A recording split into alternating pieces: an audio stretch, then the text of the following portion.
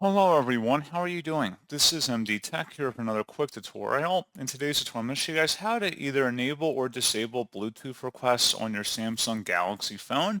So you basically want to enable or disable Bluetooth pairing. In today's tutorial, I'm going to show you guys how to do that. And without further ado, let's go ahead and jump right into it.